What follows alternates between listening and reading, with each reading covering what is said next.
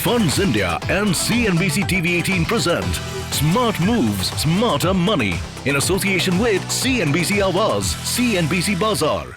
Your investments work best when you plan them right, not with impulse, but with intent. Because wealth is not built overnight. It's built through discipline, trust, and the right partnership between human intelligence and digital precision. Hello and welcome to Funds India and CNBC TV18 present Smart Moves, Smarter Money. I'm Ridu Bhandari. In this episode, we explore how investors can make smarter, faster and more confident financial decisions, and how Funds India is evolving from being a digital investing platform to a full spectrum wealth destination that blends the power of technology with the warmth of human expertise. Joining me on the show today is Akshay Sapru, Group CEO of Funds India, the leader driving this transformation with a vision to making investing approachable, dependable and deeply personal for every Indian. Akshay, thank you so much for joining us here. Welcome to the show. Thanks a ton, Ridu. Thanks for having us here and glad to be here. First, congratulations are in order. Big milestone achieved, 20,000 crore rupees of assets under management. Yes, we just huge milestone. So congrats on that. And you have Westbridge Capital's backing. You've said before that this isn't just about scale, it's also about trust. So give us a sense of, where are you headed right now? How are you reimagining Funds India's journey and what's in store for the next couple of years? Firstly, thanks for the 20,000 crores. Congratulations. But let me just tell you, that's just the start actually, Mridu. We're just sort of starting out. So Westbridge came on board in 2023. That's when the company really has done a pivot. All of us know about Viksit Bharat. It's going to be India's, next few decades are going to be India's, right? And as part of that journey, there's a lot which is going to happen in the ecosystem in India. There's going to be an explosion of firms and entities who are growing and growing well. New companies which will come forth, a lot of wealth which will get created, incomes will rise. And now a bridge needs to be created between people who have a surplus and who want to invest and these companies which are going to need capital for growth, right? So this is really how the story is going to play out. In all this, in the opportunity and in the chaos, how do you really make sense of all of this? How do you cut out the noise, connect the dots? And therefore, how do you become a bridge between the investor on one side and the companies on the other side? Finally, it is going to be about putting money in the right companies. This is where Funds India sees the role that it can play. This is where we are reimagining the company. So to capitalize and become a part of this whole nation building effort of a Viksit Bharat, we are looking at Funds India to be a full service wealth management company. When it started, it was a company which was largely a digital first mutual fund investing company. So more towards the first time investor and then graduating from there. But that pivot to now handling the full range of investors, right from a first time investor to an evolved HNI, which is our private wealth business, which is the latest launch that we have done. Yeah. And handling this through businesses which have our own RMs, or one of the large plays in India is going to be independent financial advisors. That's going to be a huge distribution channel. It already is, but it's going to grow further. So how do we handle and become a part of this journey through this entire cross section? Through these three different approaches is really what we are trying to do. But in terms of trying to give you a sense of what we want to be, I think 3 to 5 years from now, we want to be one of the largest non-bank distributors in this country. And I think we are well on course to do that. Now, there are three verticals that you've built at this point in time. You have the D2C vertical, you have B2B, and you have private wealth, like you just said. So give us a sense of, how much of your business is coming through each of these verticals. Break down how distinct is the investor's need today when it comes to, viewing it from these three lenses. How does an investor really get into the wealth management journey, right? So you have, and the same investor could show different behaviors at different points in time. Depending on the complexity of the decision that an investor has to take, they could just come onto an app and do it directly themselves, right? Or if it's getting a little more complex in terms of the kind of product or instrument they have to choose, or if the portfolio is larger, how do I allocate? Am I managing my risk correctly? There are a lot of new products coming in every day. Are they right for me? How do I pick and choose? Needs then starts to get a little more complex and starts to need a sort of a human advice to add to the decision-making process, right? I think what we are trying to do is one, so pivot it towards the customer. So we want the client or them to have the power to decide how they want to engage as part of the wealth management process. It could be directly, it could be through a private wealth RM, or it could be through a friends and family network, which is where the IFAs play a key role, right?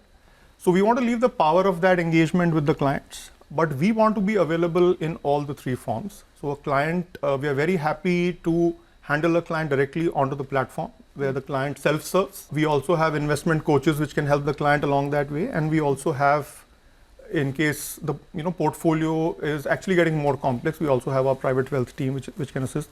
The IFAs actually straddle both these extremes because they have clients both at a first level investor side or even large clients. Yeah. But how do we provide them a platform, research technology, which either enables them to self-serve or enables them to do this well through an assisted mode, which could be our private wealth RM, or it could be an IFA. That's really the design that we are trying to build. So three different business verticals, empowering the client to engage in a manner that they would want to engage with us. Most wealth management companies are trying to go fully digital at this point in time, whereas you've chosen this approach of going digital but also having a physical presence. How has that really helped your growth journey? What's the thought process behind that? And do you believe that the Indian investor will always want some bit of a human touch, even if you have artificial intelligence feeding it? As Indians, we like to have a physical presence. That's one part of the psychology of investing because that helps build trust.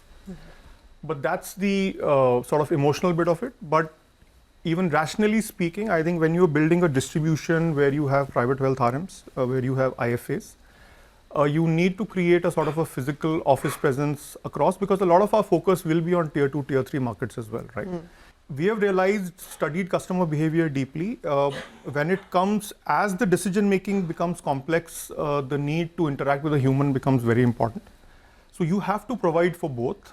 It's never going to be purely digital. I think the insights or intelligence or the application of research and technology, the way a human, even clients want to engage with humans before they finally take a call, right?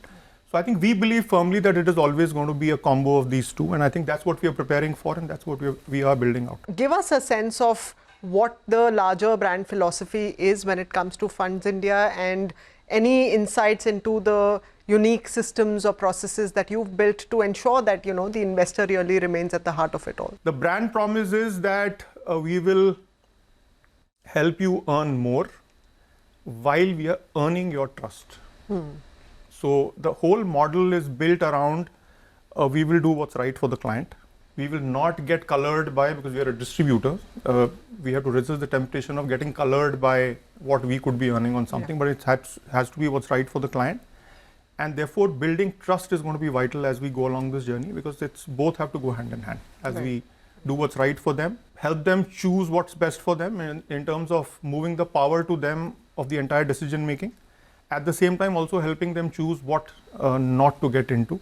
The underlying sort of message or the adage that we use is that if you don't understand the risk of a product, please don't take it and don't buy it. So we'll help you understand the risk, but if it's not getting across, please do not get into that product at all. I think that's really the core of what we want to do. Right. One of the famous frameworks that you have is the 5-finger framework. Unpack that a little bit for us and tell us how is that useful. So the 5-finger framework basically picks up the squad of 11 that you need to be able to succeed on all kinds of pitches, whether you're playing at home or you're playing abroad. That's the kind of thing. That's what 5-finger does. Now, to translate it into sort of finance language, you typically have behaviors or patterns on which people try to invest, right? And the most common that we find is chasing performance. So I'll explain this with an example. If you ask anybody to pick a mutual fund to invest today, they will look at the last 1 year, 3 year track and say, okay, this is what I'm going to invest in. Now, the reality is, if you backtrack, and we have done this from 2008 onwards till now, and we have looked at mutual fund performance in 3-year cycles and 5-year cycles. The top quartile in a 3-year period in terms of returns, only 15 to 20% of those funds stay in the top quartile in the next 3 years. And this is now over almost 15 years of experience, right? So chasing performance is not going to be the answer. Now, how do you therefore really What should allocate investors chase where should investors chase, right?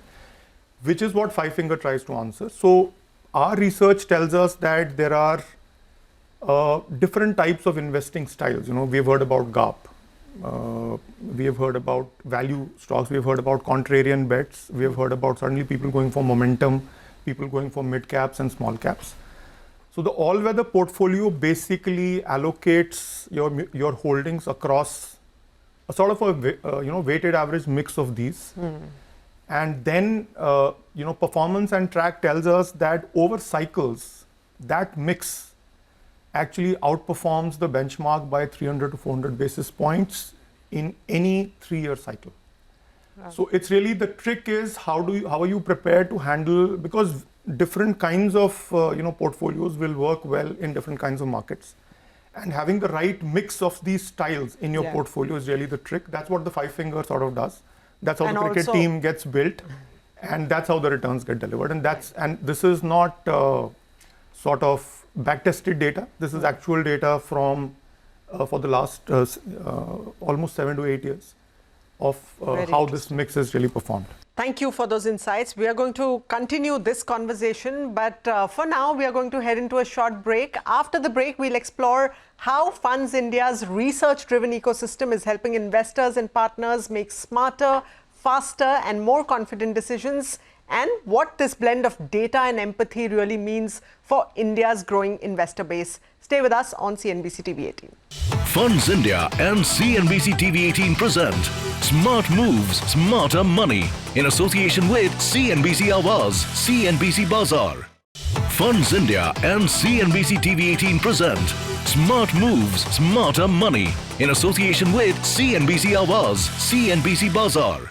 Welcome back. You are watching Funds India and CNBC TV18 presents Smart Moves, Smarter Money. I'm in conversation with Akshay Sapru, Group CEO of Funds India. We've spoken about trust, vision and behavioral frameworks. Let's now move to the engine that powers all of this, data, research and the promise that turns technology into trust.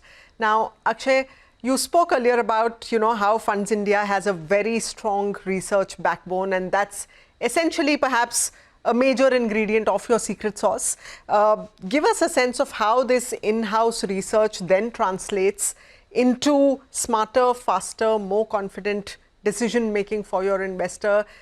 Any recent examples of clients that you can give us that have really brought this to life? I think in Funds India, what the team has done is that once you've gathered the research and gathered the insights, how do you really identify patterns and apply the research to those patterns, because these patterns will keep sort of coming back. That's really the reality.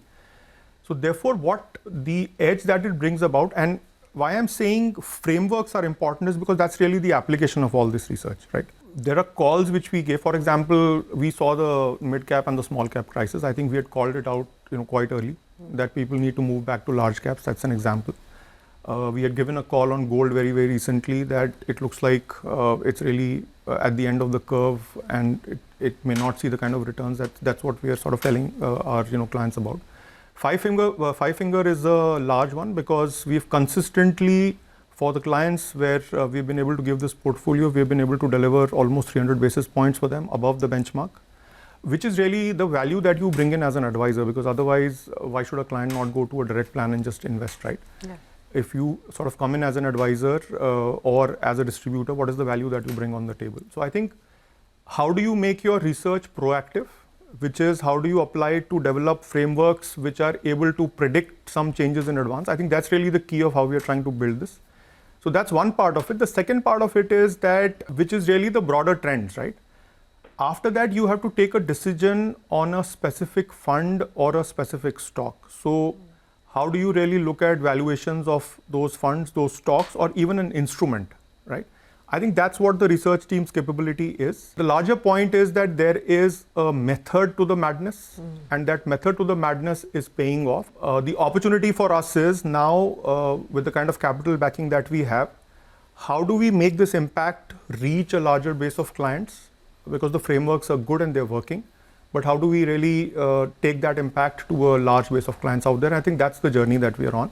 And of course, we keep sharpening these as we go along. You know, India's investors have come a long way. If you look at the last decade or so, Mutual Funds Sahi Hai by Amphi was a brilliant campaign, spread a lot of awareness. You know, as a company at Funds India, how have you really hopped onto that wave and gone beyond just awareness to investor confidence? I think Mutual Funds Sahi Hai has been a game changer as far as India is concerned, and it's not just about the fact that what it has done for the mutual funds industry. I think it has changed the whole behavior and introduced a large set of investors to a new form of investing, which is disciplined, which is return oriented, and which is very, very systematic. I think, and also broken a lot of myths around investing. Broken in a lot the of markets, myths right? around, and because you're using actually professionals to invest in the market, right? And because we were a fixed deposits country, right? We were not thinking beyond FDs, but we have broken that.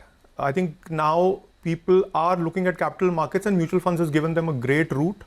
We have seen a lot of discipline. I mean, the SIP volumes itself, we are talking close to about 30,000 crores a month now going in as SIPs, right? Yeah. We now, as Funds India, we want to elevate this question a little bit, and now I think it's come to a point where you start asking the question ki kaun sa mutual fund sahi hai? And this does not even apply just to mutual funds, and it's not that one mutual fund is bad or the other is not good, but for you, what suits you? What suits you? What works best for you? I think that is the question we now need to go into, because earlier the comparison was to an FD. But now that's not the case. Now investors are evolving to understand that, okay, there is a benchmark, which is the Nifty, or there's a Nifty 500. How is my portfolio doing versus them? Yeah. So now, what's my risk profile? So now I think you have to triangulate all of these. I think the next question is now, kaun sa mutual fund sahi hai? And that's the evolution step. And it can evolve to kaun sa AIF sahi hai, kaun sa PMS sahi hai for you. And I think that's the question that, Funds India and all the wealth managers like us, I think those are the questions that we have to help clients answer, I think. Right, that's the journey. right, absolutely. So shifting gears to the business side of things, it is a hugely competitive field. So, technology, trust, transparency, those are the things investors are really looking for today. Now, on all of these and any other pillars that you want to add, how are you building your competitive edge? Why is Funds India better than all the others? I think the difference really is in the approach that we are taking. I think the approach, and if I were to start answering this question, I would first go back to how we have defined the purpose for ourselves. I think that's important, because that sort of shapes everything else that we are doing. Our purpose is very clear, that as part of the Viksit Bharat story, how do we make an average Indian wealthier, which means we educate them on how can they get better returns than what they are doing. I think that's really what we want to do. That's the core of what we're trying to do. And we want to do this while we are earning their trust, as I said earlier. I think for us, these two things matter a lot. Now, everything else that we are trying to do is built around trying to answer the how of these two parts. The edge, of course, apart from the things that I spoke about, the research capability, the products, the platform, we are using a completely design thinking mode in order to see how to work our platforms, because we want to move the power to the consumer, or to an RM, right, of the entire decision making. But I think the other thing which will hold us in good stead is the kind of backing, apart from the capability that we have. I think the kind of backing that we are getting, Westbridge Capital, I spoke about already in terms of what they can add value to us in terms of our research and in terms of our capabilities. I think most importantly, if you want to do this the right way, this needs patience and patient capital. There are a lot of wealth managers out there, but I can give you plenty of examples where, because of the kind of pressure on profitability and on results, it's probably not doing what is entirely sort of customer centric, right? So the advantage will come from patient capital. I think we have that. The advantage will come from alignment, which is between Westbridge and us. There is complete alignment on how we build this. And of course, everything else is a sort of a stepping stone in that direction on what capability, what technology, what platforms we build. I think just sticking to this core purpose, I think that itself is what we feel will give us the edge, because that's how trust will get built. I think that's what we are working on. Give us a sense of how at Funds India you are really empowering your B2B partners because they are also a large part of the ecosystem. How are they growing with confidence in a very fast changing landscape of the financial industry today? So if we really look at the B2B partners or the IFAs, historically they've been limited to distributing mutual funds. That's what really has played out for them. I think so the edge that we will give or we aspire to give them is 2 or 3-fold. Look, at the end of the day, an IFA is not very different from how I would want a private wealth RM to engage with a client, because that's essentially the role that they are also doing, right? The entire research capability that we spoke about, the kind of experience that they are able to give their clients on the apps or the platforms, the kind of information, the kind of insights, new products that we are helping them with. So mutual fund sort of selection is, on one part of it. The 5-finger strategy, we are seeing a good uptake on that. But then how do we now start evolving and working with them on the newer products? How do we get them introduced to PMFs, AIFs, private structures is really the evolution. And that's what we are seeing a lot of response from them on, because that's what now they want to get into. And of course, they're really liking the platform experience and the frameworks with which we are helping them to take decisions. So whatever we are making available to an internal RM is exactly the empowerment that we are giving to an IFA. I don't think we are distinguishing in that sense. And because the experience of the IFA and the experience of the end client is going to be important for this model to work, I think that's really going to be the key, and that's what we are trying to work on. And finally, moving beyond numbers, milestones, what is your larger vision for Funds India when it comes to, transforming India, adding to its financial inclusion story? You've spoken about Viksit Bharat, but larger wealth creation for Indians. What is your vision over the next 10 years? We are well versed with the definition of universal banks, the large universal banks, right? I think we are driving a vision at Funds India of how do we become a large universal wealth manager in this country. The entire financial planning journey, Mridu, is actually a continuum. You start with financial literacy, you go into first levels of financial planning, wealth creation, wealth management, then you go into sort of legacy planning. I think we have a template and a model to address all of this. We want to be an impact player across this entire value chain. And a big part of the Viksit Bharat story, both in terms of size, because that's how you will be able to create impact, and in terms of the value which we bring to the end clients, as well as the sort of partners that we have along the value chain. I think that's really it. Become a large and impact player of the Viksit Bharat story. Maybe top five distributors in this country in the next maybe 5 to 7 years. That's the first ambition. And we wish you all the very best for that. Thank you so very much. Thanks, and looking forward to that. Thank you so much. Thank you for sharing those incredible insights with us today. Well, the big takeaway is that future of investing will always be shaped by 2 things: trust and discipline. Technology can simplify the journey, but it's the right advice and consistent behavior that will truly help us build wealth over time. Thank you so much for joining us on Funds India and CNBC TV18 present Smart Moves, Smarter Money. I'm Mridu Bhandari, reminding you that smart investing isn't about timing the market. It's about staying the course with clarity and confidence. Until next time, thank you for joining us. Goodbye. Funds India and CNBC TV18 present Smart Moves, Smarter Money in association with CNBC Awaaz, CNBC Bazaar.